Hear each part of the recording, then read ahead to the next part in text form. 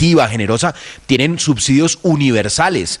Usted en Dinamarca, en Alemania, en Suecia, allá usted no tiene un visitador que va a ver si usted está casado, si usted tiene piso de tierra, si usted vive en la miseria, no. ¿Por qué? Porque es que el Estado termina gastándose la plata, no en las transferencias, no en la plata que necesitan las personas vulnerables, se la termina gastando es en burocracia. ¿Usted sabe cuánto cuesta la operación de ir a verificar si una persona tiene piso de tierra? ¿Usted sabe cuánto cuesta mandar a verificar que una persona vive en unión marital de hecho o no? No es una presión mínima. Está demostrado que los más eficaces para dispersar los recursos son aquellos que son de carácter universal. Y le voy a dar un dato a los oyentes. En un país como Alemania, la persona más rica recibe el mismo subsidio del llamado Familias en Acción. Recibe un subsidio por cada hijo. No importa su nivel de ingreso, ¿sabe por qué? Porque al final si le entran 150 euros por ese niño, se los termina devolviendo con creces al Estado a través de todos los impuestos que paga de sus ingresos. Entonces, en vez de estar dedicando la plata y gastando la plata en ver cómo focalizan, cómo persiguen a una persona que tiene de pronto una condición distinta, se dedican es más bien a que esas personas salgan de la pobreza y no le ponen trampa para salir de la pobreza. Claro que los subsidios universales son lo mejor. ¿Sabe? Pero son costosísimos. Pero es que aquí no solamente para sociedades riquísimas. No tenemos caja, no tenemos. El problema en Colombia es que no podemos hacer subsidios universales porque ni siquiera tenemos capacidad de llegar pero nos estamos gastando la plata. Entre más focalicemos en sociedades pobres como esta. Alemania los subsidios universales son para sociedades ricas. Alemania es la economía más poderosa de Europa, Luis Ernesto. Entre más focalicemos, Ricardo, entre más focalizamos, más trampas le ponemos a las personas para salir de la pobreza. Pero porque le decimos, mire, Alemania, usted, pero no podemos. No, entonces usted sabe cuántos hogares aquí en Ciudad Bolívar y demás dicen, oiga, yo tendría ahorita un poquito de plata para cambiar el suelo, pero como uno de los criterios del CISBEN es que si usted vive en tierra y no sobre baldosín, entonces le quitan el subsidio. Y eso entonces termina en enfermedades. Eso son puras trampas para que las personas superen la pobreza. Y lo que acaba de contarnos el director del DPS con una frase propia, digamos, tradicional uribista, de, viven de la teta del Estado de los pobres, es esa visión de que viven de la teta del Estado de los pobres y de que hay que condicionarles y ponerle un montón de trabas para que puedan acceder a un beneficio que les permita salir de la pobreza y mejorar sus condiciones de alimentación, es realmente infame. Don Héctor. No, es que yo pensé que Luis Ernesto vivía en La Calera, que queda en Cundinamarca, y no Copenhague, que queda en Dinamarca. Pero bueno. 9-3, ya regresamos en que está más Blue. lejos de lo que quisiéramos. Claro, cuando hay poquita plata hay que focalizarla.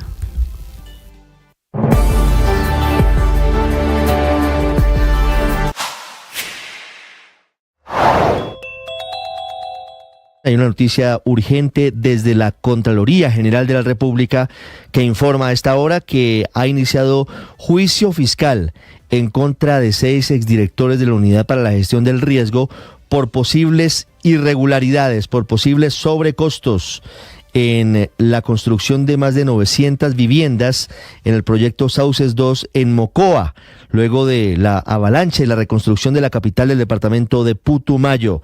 Los sobrecostos, de acuerdo con la Contraloría, por los cuales abre este juicio fiscal, son de más de 24.000 millones de pesos. Entre los exdirectores de la Unidad para la Gestión del Riesgo que son vinculados a este juicio de responsabilidad fiscal, aparece el muy controvertido Olmedo López, quien hasta hace algunas semanas era el director de la Unidad para la Gestión del Riesgo y está en el ojo del huracán por los carrotanques que supuestamente pretendían llevar agua a La Guajira y están manchados de corrupción. Necesitamos siempre herramientas espirituales como el oracional El Man está vivo para trascender, para lograr desarrollar nuestra dimensión espiritual. Hoy quiero invitarte para que tengas un momento para ti. Un momento de reflexión, un momento de interiorización, un momento de evaluación. Uno de esos momentos en los que te encuentras contigo mismo, con lo mejor de tu ser, y desde allí trasciendes para vencer toda dificultad, para vencer todo problema. Este oracional, con un momento de oración en la mañana, una reflexión, una tarea del día y una oración de la noche, es una oportunidad para que ese encuentro sea productivo, para que ese momento te genere toda la fuerza y toda la alegría que necesitas. Tú sabes.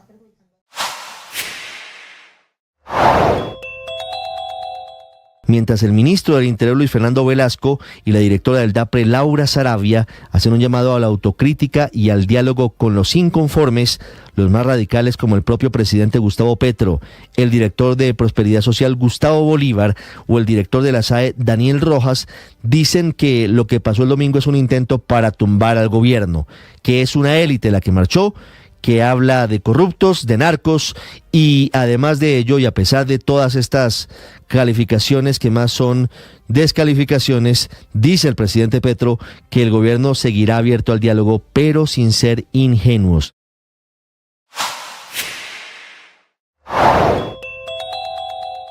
Los falsos positivos son una prioridad para la Jurisdicción Especial para la Paz.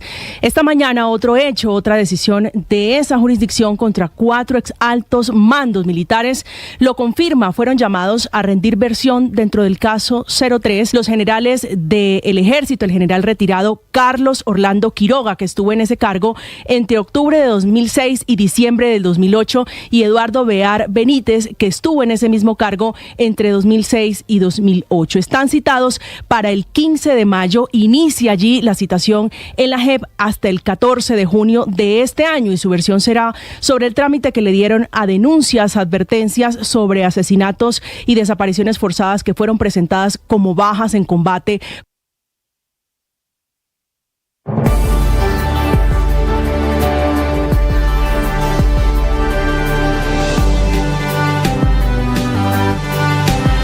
Nueve de la mañana, 6 minutos. Fueron seleccionados los candidatos que representarán a Colombia en el concurso internacional de los mejores pueblos para el turismo rural 2024.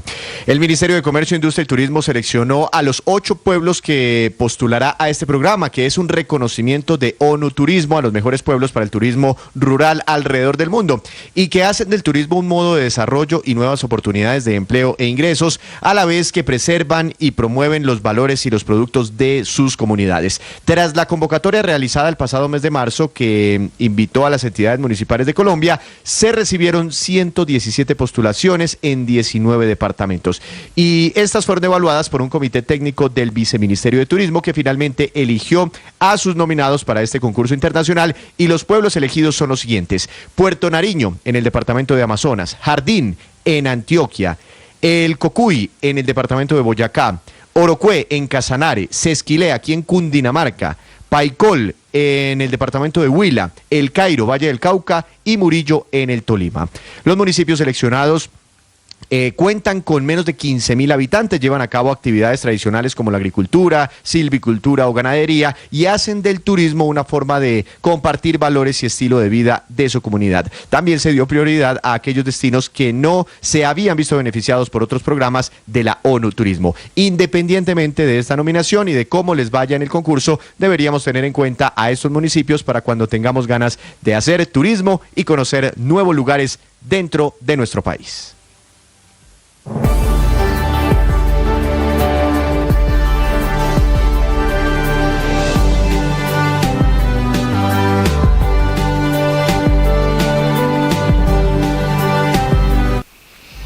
Nueve y 8 sigue la expansión de la cadena mexicana OXXO en el país, con la apertura de su primera tienda en Medellín, que va a quedar muy cerca de la estación Floresta del metro, y cuya inauguración se va a concretar en los próximos días con un servicio que, como ya es costumbre, será de 24 horas al día. Arranque en Medellín de OXXO, que se da tras el inicio de operaciones en Barranquilla, donde aterrizó con 6 locales en la capital del Atlántico, completando con ambas ciudades, es decir, Medellín y Barranquilla, un total de 430 tiendas en el país y más de 16.000 en toda América Latina. Estás escuchando Blue Radio.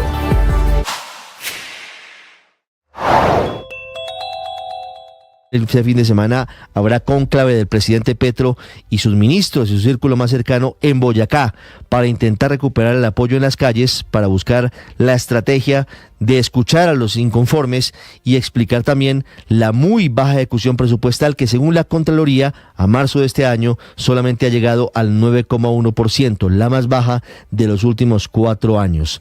Los más retrasados en esta ejecución son el Ministerio del Deporte, la Presidencia de la República y los Ministerios de Trabajo y de Agricultura. El presidente Petro, tal vez en el primer atisbo de autocrítica, reconoció ayer en sus redes sociales que hay que ejecutar y comunicar más y hablar más con las regiones y con la clase media.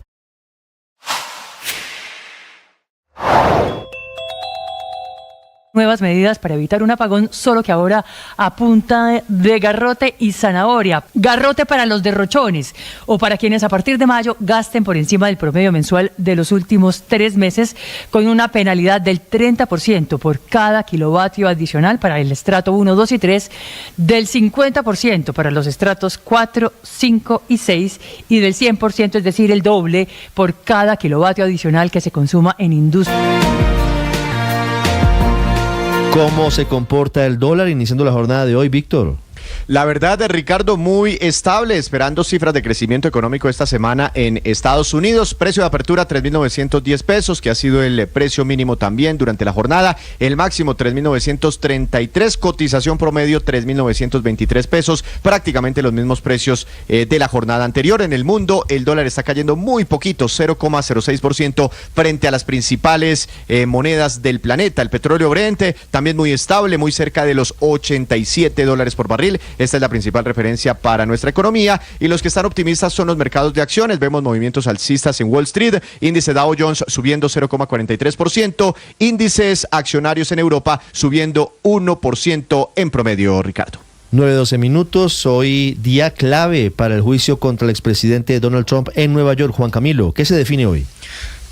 Ricardo, es una audiencia clave porque de hecho en estos momentos se tiene que definir si Trump violó la llamada orden mordaza impuesta por el juez colombiano Juan Manuel Merchán. Están en este momento en la sesión, que es lo que pide la Fiscalía, que se le imponga una multa a Trump por 10 violaciones concretas de esa ley mordaza. ¿En qué consiste? Una orden mordaza. ¿En qué consiste? En que Trump no puede atacar a las partes en el proceso. Lo que dice la Fiscalía es que Trump, al menos en 10 ocasiones, a través de manifestaciones en sus redes sociales y manifestaciones públicas, ha atacado a las partes en el proceso. Entonces, le están pidiendo al juez Juan Manuel Merchán que multe con $1,000 por cada ocasión que Trump violó esa ley mordaza. Entonces habrá que esperar la determinación que toma el juez Merchán. Recordemos que él precisamente impuso esa orden mordaza porque Trump estaba atacando, por ejemplo, a su hija, Lauren Merchán, porque aseguraba Trump que había trabajado en la campaña presidencial, particularmente en la campaña de Kamala Harris, y que también era una demócrata que había participado o trabajado con el Partido Demócrata en anteriores ocasiones, y también había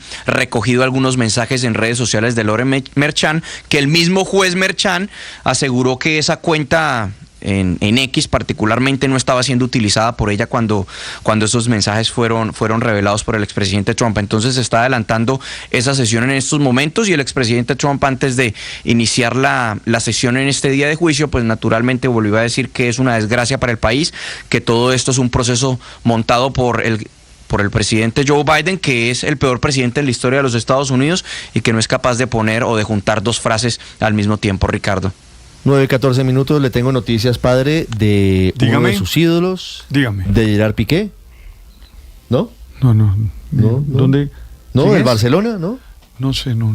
¿No le suena? No, yo soy Shakiro. ¿Qué corta memoria tiene?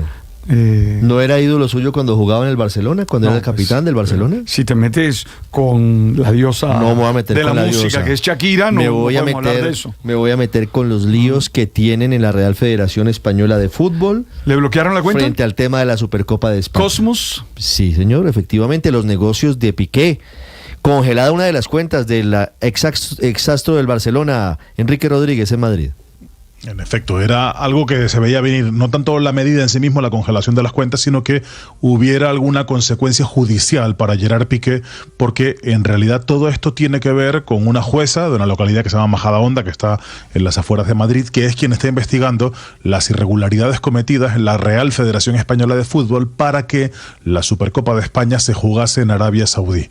Pues bien, esa jueza ha acordado esta mañana el bloqueo de una cuenta bancaria que pertenece, en efecto, a la empresa del que fuera jugador del Fútbol Club Barcelona, Gerard Piqué, que es propietario de una empresa que se llama Cosmos Fútbol.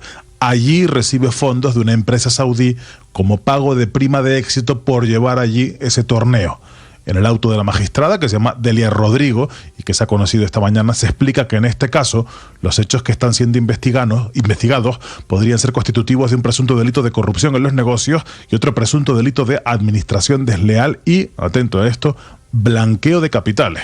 Y dado que Cosmos Fútbol aparece como investigada, esta medida cautelar, solicitada además por el Ministerio Fiscal, tiene toda la cobertura legal. Ahora se analiza qué es lo que va a pasar con Gerard Piqué y si este será el primer paso de alguno más que pudieran afectarle penalmente como consecuencia de su relación con Luis Rubiales, el que fuera presidente de la Federación Española de Fútbol, y lo que están obteniendo, o el dinero que están obteniendo como consecuencia de que la Supercopa de España se juegue en la muy cuestionable Arabia Saudí, Ricardo.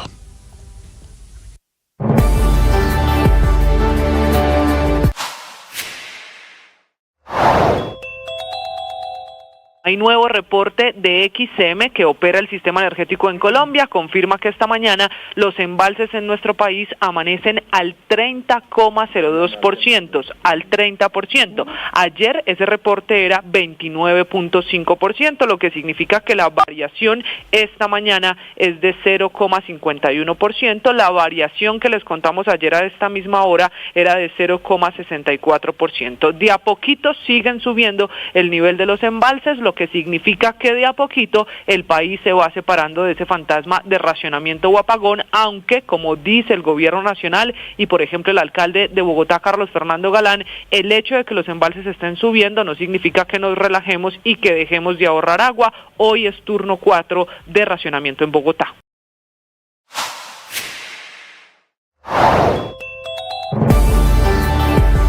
Nueve 17 minutos de la mañana, en Cali 23 grados la temperatura, en Neiva 25 grados.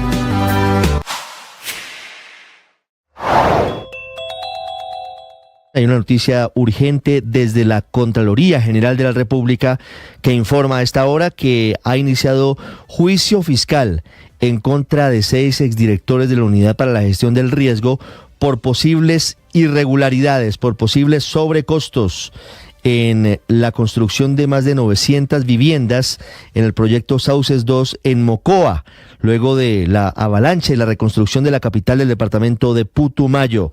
Los sobrecostos, de acuerdo con la Contraloría, por Putumayo, en Cereté, en San Carlos, en Ciénaga de Oro, ataques presuntamente del Clan del Golfo en contra de locales de droguerías La Economía, una de las cadenas de farmacias más importantes de la costa caribe en Colombia.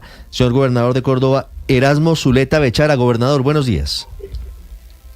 Ricardo, muy buenos días. Un saludo especial para ti, para todo el equipo de Blue Radio y para todos los colombianos que nos escuchan a esta hora de la mañana. ¿Cómo te va? Nos estamos siempre acompañando, usted lo sabe, tenemos presencia permanente en la ciudad de Montería a través de nuestra estación. Gobernador, quiero preguntarle acerca de este plan de aparentemente el Clan del Golfo en contra de este grupo económico de droguerías, La Economía. ¿Qué saben ustedes sobre esta oleada violenta? Ricardo, bueno, lo primero es decirle, esta es una problemática que por décadas el departamento de Córdoba ha sufrido, la presencia de grupos ilegales aquí al margen de la ley. Lo hemos tenido aquí desde la época, creo que imagínate tú, hace más de 50, 60 años, tenemos presencia de grupos ilegales en el departamento de Córdoba, desde EPL, autodefensas, y hoy el Clan del Golfo, Autodefensas Gaitanistas de Colombia, que es el grupo ilegal que tiene presencia en el departamento de Córdoba. En materia de seguridad, el departamento de Córdoba hemos mejorado considerablemente en algunos delitos, pero aquí hay un problema, que es que la gente no se está atreviendo a denunciar el tema de la extorsión, y tenemos un subregistro en materia de extorsión en el departamento de Córdoba. Y aquí hoy el tema de la autodefensa gaitanista de Colombia, por eso lo he venido diciendo desde el primer día de mi posesión, lo manifesté. Aquí estamos dispuestos a hablar de paz, pero necesitamos que este grupo al margen de la ley también dé demostraciones de paz y cese las extorsiones, porque no solamente están extorsionando como por ejemplo a La Economía, sino que están extorsionando también a la economía informal, a los mototaxistas, a las personas que tienen una venta en sus casas, a los que tienen una tienda de barrio. Están extorsionando a todo el mundo, y eso hoy tiene agobiada a las familias, tanto por la extorsión, por el gota a gota, y para terminar de rematar el precio de la energía, que está volviendo loco a todo el mundo acá y empobreciendo a la gente del departamento de Córdoba y el Caribe. Imagínese usted. Hay que decir frente a esto, nosotros vamos Ya tenemos consejo de seguridad a las 10 de la mañana. Hemos venido de la mano de la policía, de la Armada y el Ejército Nacional. Hemos venido dando unos golpes contundentes a este grupo criminal que tiene presencia en el departamento en materia de incautación de drogados, de baja y de capturas de cabecillas de la autodefensa gaiternista de Colombia, del Clan del Golfo. Le hemos venido dando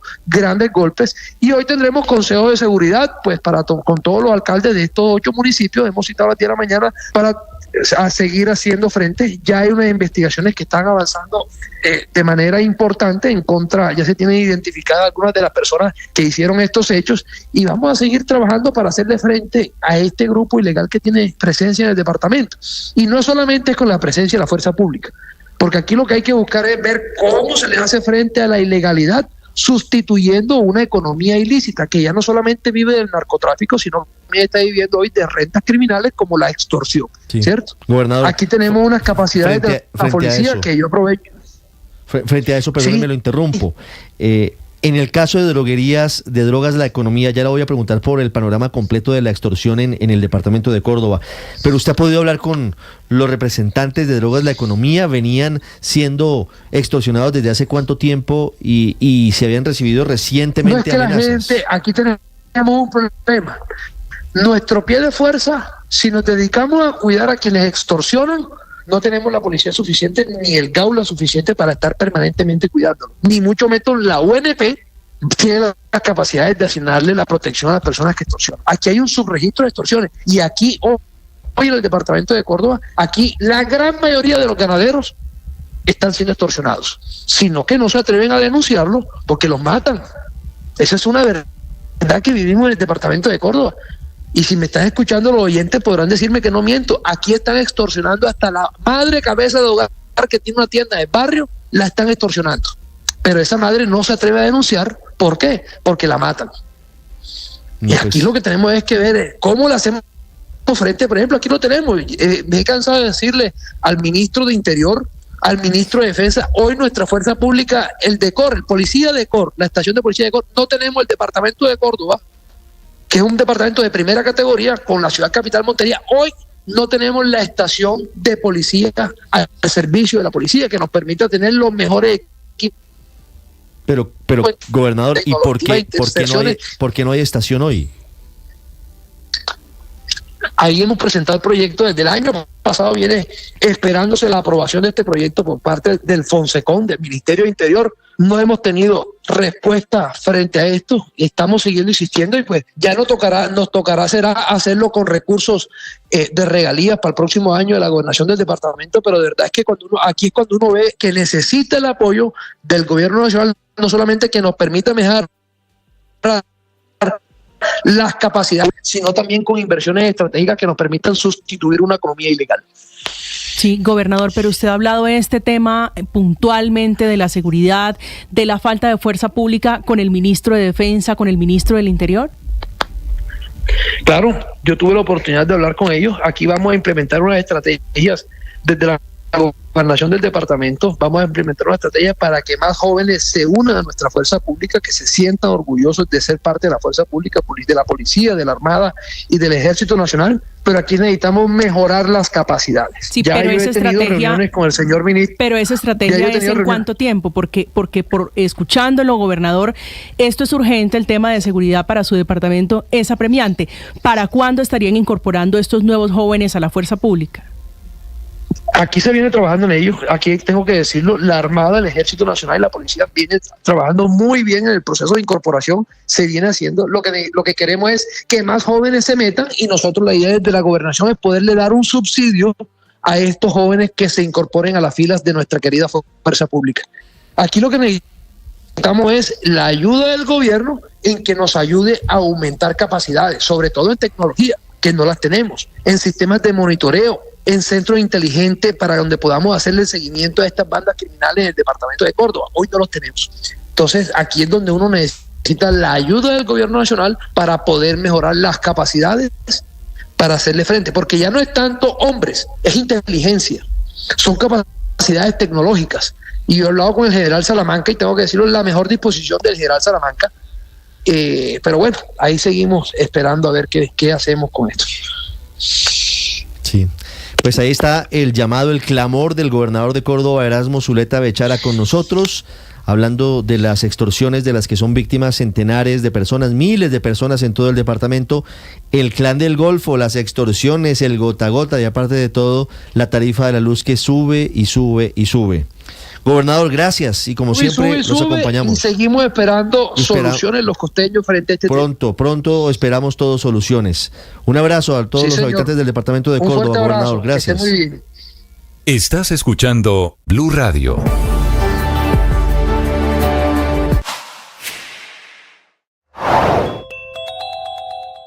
En Blue, los detalles de la foto de la realeza británica que ha desatado una nueva polémica. Hoy, 23 de abril, ocurre que el más pequeño de los hijos de los príncipes de Gales, Luis, cumple 6 años y ella ha publicado una fotografía, pero llama mucho la atención porque, claro, el Palacio de Kensington, que son los que manejan las relaciones públicas, asegura que esa fotografía no ha sido editada. Ellos agradecen en un mensaje que han enviado a través de las redes sociales todos los saludos de cumpleaños para el menor de los hijos de Kate y William. De los tratamientos que está siguiendo por este diagnóstico de cáncer, Catalina o Kate, princesa de Gales, no sabemos nada más que ese propio mensaje que ella publicó con un video en las redes sociales luego que se hizo toda esta polémica por la intervención de la fotografía, pero no fue la última fotografía criticada, no solamente esa en que ella aparecía con sus hijos para el Día de la Madre, sino que luego Getty Images, que es otra transnacional de la fotografía, también advirtió que la última fotografía de la reina Isabel, en que aparece con gran parte de sus nietos apenas unos días antes de fallecer, también había sido editada. Sigan esa información en nuestro canal de YouTube y en BlueRadio.com. En Blue le ponemos cara a la radio. Apoyando, rechazando, nombrando, desautorizando, comentando, aprobando, respondiendo, gobernando. En una palabra, trinando. Ahora, en Mañanas Blue, los trinos de Petro. 9:27, Felipe, muy activo hoy el presidente Gustavo Petro gobernando por Twitter. Sí, acabo de ver estaba acabándolo de leer, un trino larguísimo. Parece un ensayo. Sí, pero además de ese trino, que ya nos va a contar Camila Carvajal exactamente de qué se trata, el presidente ha dado varios retweets, ha estado muy activo, ha estado el presidente dedicado esta mañana a las redes sociales. Tiene 23 párrafos, este es un dato que me da Camila, 23 párrafos tiene este mensaje. O sea, es un ensayo, ¿viste que sí es un ensayo? Mezcla la marcha del domingo con los intentos que él dice que hay para sacarlo del poder, con las investigaciones que se adelantan por posibles irregularidades en la financiación de su campaña, con las inquietudes que hay sobre si va a entregar o no el poder el 7 de agosto del 2026, con el caso de su hijo Nicolás Petro, es decir, todos los tormentos del presidente Gustavo Petro resumidos en un mensaje en la red social X, antes Twitter. Camila Carvajal. Sí, señor Ricardo, ustedes tienen razón. Van hasta ahora 5 retweets en la cuenta oficial del presidente de Colombia, Gustavo Petro, y un trino, uno solo. Lo que pasa es que ese tiene 23 párrafos y resume o tiene pronunciamientos alrededor de muchos temas. Si le parece, por partes, voy a intentar contárselo a usted y a los oyentes. Lo primero que dice el presidente Gustavo Petro es que han sido 13 los periodistas agredidos en marchas del uribismo en todo el país y que eso no ocurrió por primera vez en la marcha del domingo. Se abona al presidente que en esta marcha del domingo su gobierno permitió que la oposición hiciera una, comillas, libre expresión, sin gases ni ojos destruidos, dispuestos a defender incluso a su líder de la justicia internacional. Los invitamos a trabajar con nosotros la paz. Los invitamos todos los días a discutir los proyectos de ley. También dice en este mensaje el presidente Gustavo Petro que la respuesta de quienes salieron a marchar a la calle y que él ha invitado a dialogar siempre ha sido romper de manera permanente el debate en el Congreso y llenar de odio a la gente con mentiras y comenzar a construir el golpe. El presidente Gustavo Petro insiste en este mensaje que quienes salieron a marchar están orquestados por quienes quieren construir un golpe, tumbar su gobierno. También se va contra la prensa, dice que la prensa ha buscado ya durante años la excusa para el golpe. Los topes electorales, como si no fueran ellos los que han usado Odebrecht, Queralty, al Ñeñe Hernández y al paramilitarismo para elegirse. En este mensaje larguísimo del presidente Gustavo Petro hay un recuento además de los que han sido escándalos en su gobierno. Primero, ataca al exfiscal general de la Nación, Francisco Barbosa, dice que ayudó al máximo a quienes hoy están marchando y quienes están orquestando el golpe, que incluso torturó a su hijo violando su habitación en la que estaba con su mujer desnuda en el episodio de captura de Nicolás Petro, que han buscado y siguen buscando y no han encontrado un solo peso irregular porque él nunca se ha robado un peso, y que han inventado testigos alrededor de criptomonedas en hechos hasta risibles como, comillas, comprar una avioneta cuando yo no he comprado ni un carro ni un metro cuadrado de tierra, escribió el presidente. Una y otra vez se estrellan, pero su objetivo es claro: buscan una excusa para tumbar al presidente de la República porque defiende a los trabajadores, campesinos, indígenas, las regiones excluidas y al barrio pobre. Finalmente, en estos 23 párrafos, el presidente Gustavo Petro, Ricardo, hace una invitación a la marcha, la que viene el próximo miércoles 1 de mayo. Dice que es momento de salir a la calle, porque el gobierno va a seguir insistiendo en el cambio. Estamos viviendo una era interesante. Creyeron que el cambio era mentira. No les gusta que no vaya a los clubes de los poderosos a vender el erario por migajas. Yo aquí estaré hasta agosto del 2026, pero el mandato popular me llevará a no estar ni un día menos.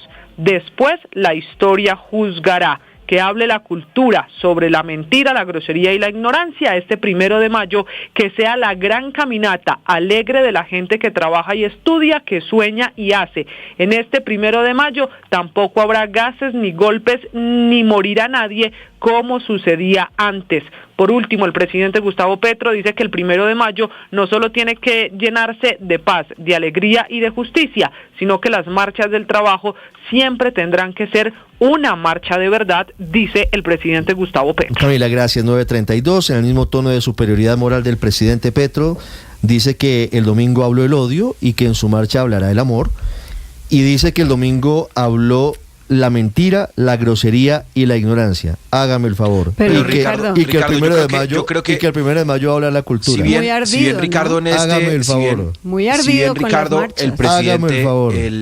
Si bien el presidente siempre, digamos, en estos larguísimos mensajes es hasta contradictorio, yo lo que veo aquí es un presidente sacando una banderita blanca, porque su primera reacción el domingo después de las marchas fue muy desafortunada. Fue estigmatizar a las marchas, fue simplificarlas, fue exaltar únicamente las voces de los radicales y no reconocer la diversidad, desconocer que ese constituyente que él tanto defiende, pues que también tiene visiones distintas y se movilizó.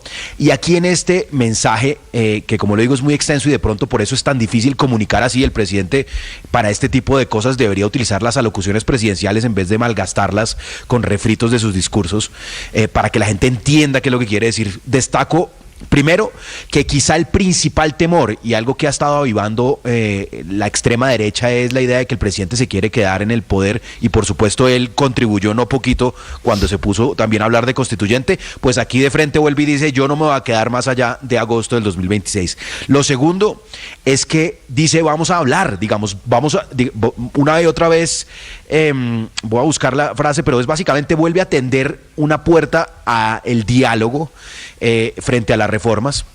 Dice en su mensaje que está dispuesto a escuchar, pero propuestas concretas. Estoy dispuesto a escuchar. Eso ya ha pasado. Y lamentablemente él no se ha movido un centímetro de su punto. Claro, pero eso no es cierto, Ricardo, cuando hablamos de la reforma pensional. Es totalmente cierto si hablamos de la reforma a la salud, donde se pararon en la raya, pero en la reforma pensional mira que han cedido desde 4 salarios mínimos a 3 y después bajaron a 2,3, y eso es lo que ha permitido que ayer, por ejemplo, también se evacuaran varios artículos de la misma reforma. Entonces, muy al estilo del presidente, lleno de dolores, evidentemente, y esos dolores a veces se expresan mal, se expresan con rabia, con resentimiento, dolores por lo que le está pasando a su hijo, que claramente cuando pues nadie quiere que se le entren, aunque esté en el marco de una investigación, que se le entren a uno a la casa y lo graben cuando su mujer está desnuda y en embarazo. Es decir, ahí hay muchos atropellos que el presidente claramente resiente, que tramita muy mal, evidentemente, generando más rabias, pero yo sí veo un presidente que saca una banderita que dice: yo voy a respetar las instituciones, vamos a tratar de escuchar, vamos a tratar de construir un camino en medio de las diferencias, y lo más importante, yo me quedo aquí hasta agosto del 26, dejen de vender humo de que me voy a quedar en el poder, que así es como más han movilizado a sectores que tienen gran temor a eso. Fíjese que no han sido precisamente la ultraderecha la que ha dicho que el presidente se quiere quedar. Lo decía Rodrigo Prime, lo decía Bejarano el domingo en sus columnas de opinión. Ojo que no sea el presidente el que está haciendo un golpe con este cuento de la constituyente.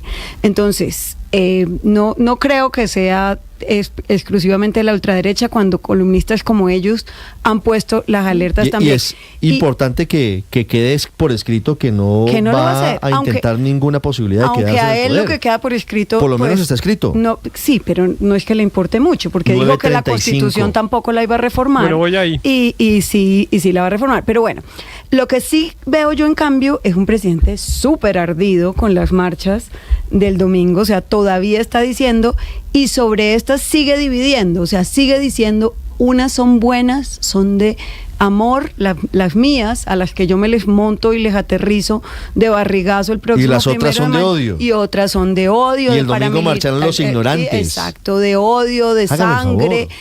O sea, me parece que eso ese es el líder de los colombianos que debería unir y hoy divide. Acuerdo nacional. Héctor, 9:36 minutos. No, yo estoy de acuerdo en que el tono pues es desafortunado en varias de las frases.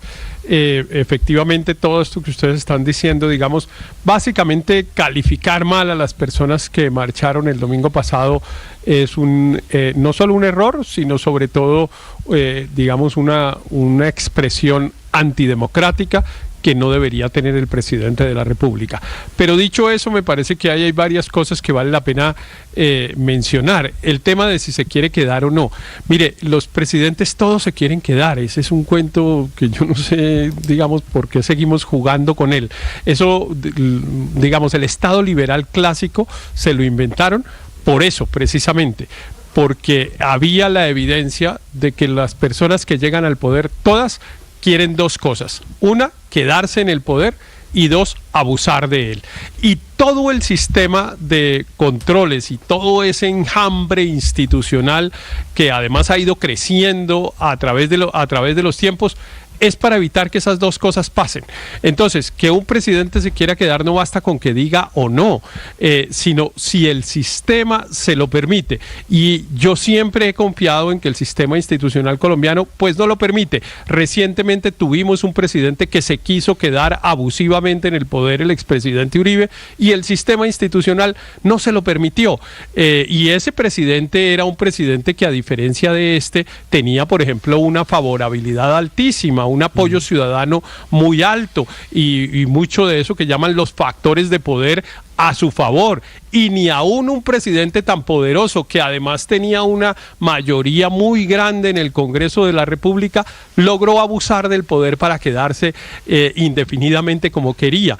Entonces, ese fantasma que sacan de cuando en cuando, pues es un fantasma que realmente no debería asustar a nadie, porque pues el remedio está suficientemente diseñado desde hace más de 200 años. Con su idea constituyente, ¿no? Ese fantasma no lo agitó aquí nadie distinto al presidente, que de la manga saca una idea de una asamblea constituyente que sabía que era el mayor temor de un sector de la sociedad colombiana para empezar a provocar las reacciones que ha tenido. Los opositores del presidente quisieron coger esas expresiones para darles unas consecuencias que desde el principio hemos dicho que eso no tiene. No hay proceso constituyente, no hay convocada ninguna constituyente. El presidente no tiene ninguna capacidad de convocar de reformar la Constitución para ampliar su periodo. O sea, estamos hablando de unas cosas que no son reales. Y yo entiendo que para hacer oposición, para generar incertidumbre, que es la consigna de la oposición en Colombia, pues lo repitamos y lo digamos y tal, para que la gente tenga miedo. Ayer una persona pero el mismo argumento se podría aplicar un profesional me reenvió un audio en el que otra lo alarmaba con esa idea, y eso muestra que claro que los miedos se van generando, pero son miedos totalmente infundados y sobre todo irrespetuosos con el sistema institucional colombiano, que es suficientemente fuerte para evitar eso. Déjeme decir tres cosas. Uno, voy a leer lo que a mí me llama la atención del Trino, más allá de todo lo que ustedes han analizado. Uno, que sugiere que su gobierno ha defendido al expresidente Álvaro Uribe de la justicia internacional. Lea el segundo párrafo. Luego, que la violación de los topes electorales es una excusa para darle el golpe de Estado. Y dice que como ya había ocurrido, entonces tendría que pasarse por alto en su caso. Entonces cita aquí supuestamente Keralty, algo que está en discusión porque eso no se ha aprobado y ya hemos dicho que es una empresa colombiana y ha financiado los partidos, lo cual no es ilegal. El caso de Odebrecht, el caso de Ñeñe Política y demás. Entonces él trae los casos en los que se han violado supuestamente los topes para decir por qué en estos casos no se investigó y sí se investiga en mi caso. Habla de los allanamientos a la USO y a FECODE. Habla de supuestos testigos inventados en el caso de las criptomonedas. Dice que no se va a quedar más allá del 7 de agosto del 26, pero tampoco que se va a quedar antes del 26. Es decir, que en cualquier caso, obviamente ya dio por descontado de que no va a haber ningún tipo de investigación de ninguna índole, o si llegase a haberla no tendría por qué haber ninguna consecuencia para él en ese punto en particular. Daniel. Ricardo, afortunadamente no es él quien decide si hay investigaciones, eso las abre la Fiscalía, la Corte Suprema, la Comisión de Acusaciones. Pero déjeme decirle lo siguiente, hasta antes de este trino yo creo que había dos posiciones en el gobierno. Por un lado, la visión más reflexiva, recapacitar que mostraba Laura Sarabia, tendremos que reflexionar sobre lo que pasó el domingo. Y la otra de personas como Daniel Rojas, el director de la SAE, que básicamente se atrevió a llamar narcotraficantes a quienes marcharon. Y yo creo que aquí el presidente toma partido. Ya hablarlos de ignorantes, de mentirosos, a quienes marcharon, a las cientos de miles de personas que marcharon, ya tomó partido. Ya nos queda claro que el resultado de las marchas del domingo, como muchos anticipábamos, iba a ser una radicalización del presidente. Nadie le está diciendo que se vaya antes de que acabe su mandato. Lo que se le está diciendo es no juegue con la Constitución, no manipule la Constitución para intentar quedarse. Y resalto la palabra intentar. Yo entiendo el argumento de Héctor, me parece válido, pero lo mismo decíamos con la reforma a la salud. Una vez se hundió en el Congreso, ellos la están implementando de facto vía decretos.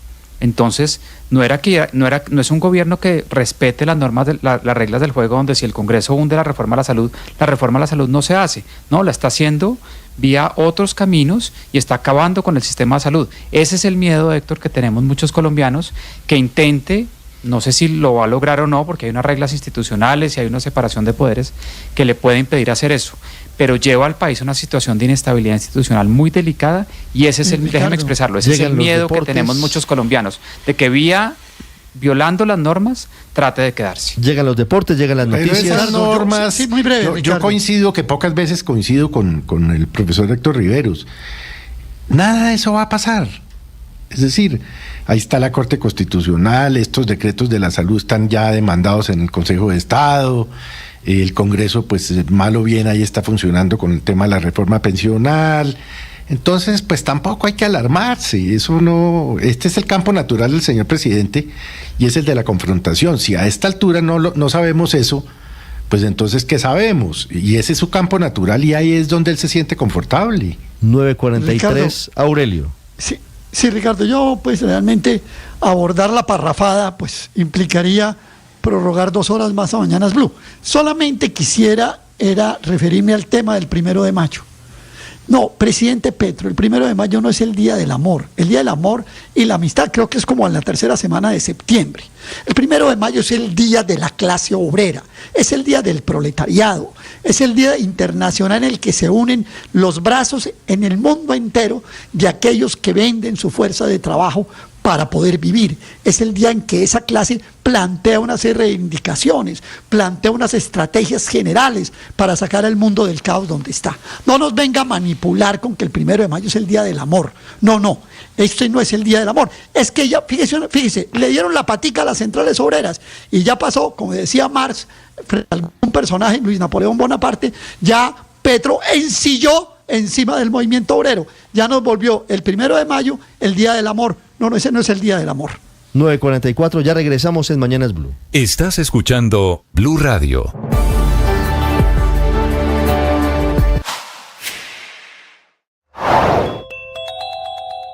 El presidente del Senado, Iván Name, explica lo que puede pasar si sigue creciendo la polarización en el país. Si el país se altera, terminamos en una confrontación civil que sería terrible y que nadie puede estar deseándola.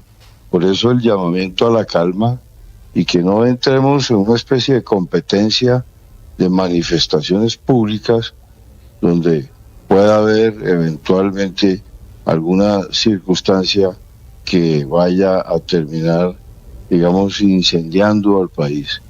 Por eso nuestro llamamiento a la calma, a la serenidad y que el presidente entienda que la manifestación del domingo es un signo más de fortaleza de nuestra democracia que de cualquier otra interpretación que él ha hecho de conspiración para derrocarlo. Incluso llegó a términos mucho más fuertes. Por eso nuestra intervención a favor del entendimiento sereno, tranquilo y de que el presidente entienda que nadie está en el propósito de derrocarlo. Sigan la entrevista completa en nuestro canal de YouTube. En Blue le ponemos cara a la radio.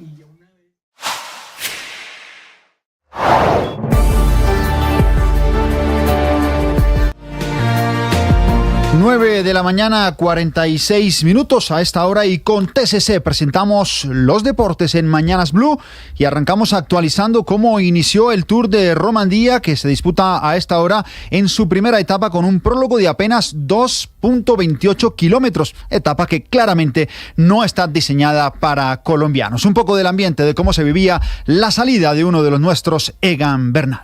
Negro, está Egan Bernal, se nos viene el colombiano. Colombia se paraliza con la señal de la paz, el conteo 3, 2, 1 y nos fuimos con don Egan Bernal. Por ahora el mejor tiempo le pertenece a Michael Sillard, un ciclista de los Países Bajos, con 2 minutos y 55 segundos. Egan Bernal registró 3 minutos y 9 segundos. Ya también rodaron Harold Tejada, hablando de los colombianos, e Iván Ramiro Sosa y Rigoberto Urán. Hasta acá el mejor latinoamericano con 3 minutos y 5 segundos, puesto 47, aunque esto se va moviendo constantemente. Recordemos que son 7 en total los colombianos en la carrera que va desde hoy y hasta el próximo domingo, y en donde evidentemente Egan Bernal es uno de los favoritos a quedarse con la clasificación general individual. Pero hablamos ahora de fútbol. Esta noche el Junior de Barranquilla recibe a Liga de Quito por la Copa Libertadores de América, la novia de América. El Tiburón, líder del grupo, busca su primera victoria en casa en esta edición de Copa. Recordemos que viene de empatar con Universitario después de haber ganado en Río ante Botafogo. Arturo Reyes, técnico del Junior de Barranquilla. Nuestros jugadores están, creo que afrontando con mucha gallardía y con mucha valentía lo que se viene. Bueno, y esperamos poder seguir siendo fuertes, como tú dices, en la parte mental, en la parte emocional, poder saber manejar los momentos del juego que es importante. Una victoria acercaría al cuadro barranquillero los octavos de final de Copa. Sueño también de Millonarios, que emprendió su viaje a Coquimbo para jugar el jueves ante Palestino, también necesitado de una victoria. Alberto Gamero. La tabla en 2 partidos muestra de que ese rival sí que ha perdido los 2 partidos, pero nosotros tenemos la aspiración y el deseo de seguir soñando en esta Copa. Yo creo que es un partido fundamental para nosotros. El azul necesita ganarle los 2 partidos a Palestino para meterse en la pelea del grupo, pues por ahora es tercero con tan solo una unidad. El grupo lo domina Bolívar, el equipo boliviano, que tiene 6, y Flamengo segundo con 4. Buscaba Maite, quedó la pelota para Carla. Aquí está Gaby, pena derecha, pelota al fondo, gol.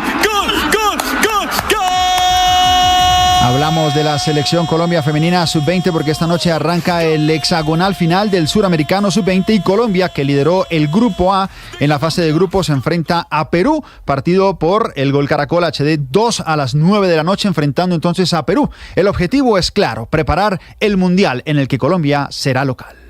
Hay veces la victoria esconde cositas, pero tenemos que mejorar. ¿Para qué? Para comenzar una fase final que no va a ser fácil, que son 6 equipos los que están disputando unos el paso al Mundial y nosotros a construir un sueño que tenemos, ¿cierto? Pero Carlos Paniagua, y el objetivo de enfrentar a Perú y de preparar el Mundial a través de este suramericano. Hacemos esta pequeña pausa en los deportes y ya seguimos con mucho más. Atención, hay una noticia urgente. Señoras y señores.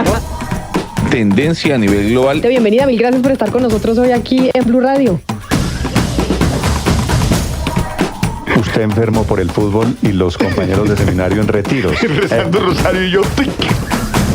En el fútbol profesional colombiano, Atlético Bucaramanga derrotó 0-2 a Fortaleza en Techo y recuperó el segundo puesto y por ahora el punto invisible. Rafael Dudamel, el técnico leopardo. Sabíamos que enfrentamos un rival con una altísima necesidad, que no tenían margen de error y que mientras íbamos haciendo largo el partido, los espacios cada vez más iban apareciendo. Nos pudimos sobreponer a la exigencia no solamente de la calidad del rival, sino de la altura que nos costó. La Equidad también ganó en el cierre de la fecha, remontó ante el Pasto, que ganaba el partido por 2-0. El asegurador al final se impuso por 3-2 y ojo, porque en la última fecha podrá optar al punto invisible que lo disputarán entre Bucaramanga, Santa Fe y La Equidad. La jornada definitiva, sobre todo con los equipos que están definiendo su clasificación, será el domingo, los partidos entre las 4 y las 5 de la tarde. Y la NBA está al rojo vivo. Anoche fue partidazo entre Lakers y Nuggets. Ni siquiera el mejor LeBron James de la temporada, con 26 puntos y los 32 de Anthony Davis, pudieron frenar a Nikola Jokic y a Jamal Murray en un final de infarto. Escuchen cómo terminó. Nuggets, 12 seconds remaining. They're not going to call timeout. 9 seconds remaining. Murray's got to go. Murray lets it fly. Con 10 segundos restantes en el cronómetro y después de que LeBron James cerrara un triple con el que pretendía bajar el telón del juego, fue Jamal Murray el que encestó ya con el crono en cero y decretó la victoria de los Nuggets 101-99 y con ello la serie 2-0 a favor del quinteto de Denver. Y para el cierre, un poquito de la acción del tenis con buenas noticias del tenis colombiano.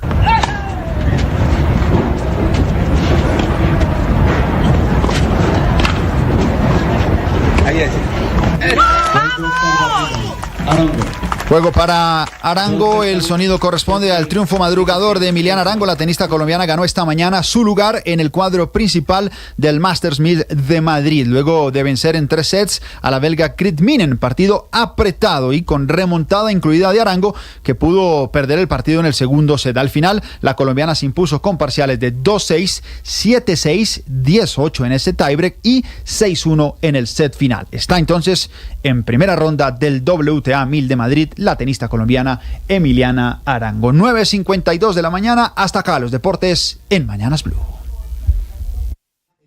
Necesitamos siempre herramientas espirituales como el oracional El Man está vivo para trascender, para lograr desarrollar nuestra dimensión espiritual. Hoy quiero invitarte para que tengas un momento para ti, un momento de reflexión, un momento de interiorización, un momento de evaluación. Uno de esos momentos en los que te encuentras contigo mismo, con lo mejor de tu ser, y desde allí trasciendes para vencer toda dificultad, para vencer todo problema. Este oracional, con un momento de oración en la mañana, una reflexión, una tarea del día y una oración de la noche, es una oportunidad para que ese encuentro sea productivo, para que ese momento te genere toda la fuerza y toda la alegría que necesitas. Tú sabes.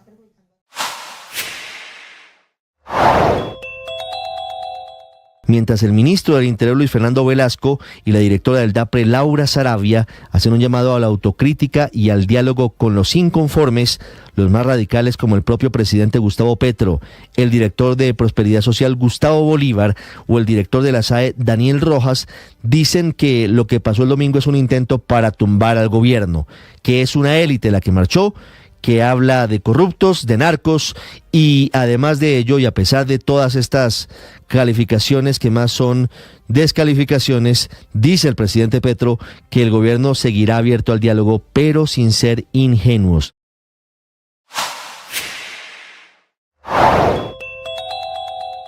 Los falsos positivos son una prioridad para la Jurisdicción Especial para la Paz. Esta mañana otra decisión de esa jurisdicción contra 4 exaltos mandos militares lo confirma. Fueron llamados a rendir versión dentro del caso 03 los generales del Ejército, el general retirado Carlos Orlando Quiroga, que estuvo en ese cargo entre octubre de 2006 y diciembre del 2008, y Eduardo Bear Benítez, que estuvo en ese mismo cargo entre 2006 y 2008. Están citados para el 15 de mayo. Inicia allí la citación en la JEP hasta el 14 de junio de este año, y su versión será sobre el trámite que le dieron a denuncias, advertencias sobre asesinatos y desapariciones forzadas que fueron presentadas como bajas en combate por hombres que estaban bajo su mando. Los otros 2 generales son Carlos Omairo Lemus, que fue jefe de Estado Mayor del Ejército entre 2005 y 2008, y Carlos Arturo Suárez Bustamante, que fue jefe de operaciones e inspector general tanto del Ejército como del Comando General de las Fuerzas Militares entre 2006 y 2010.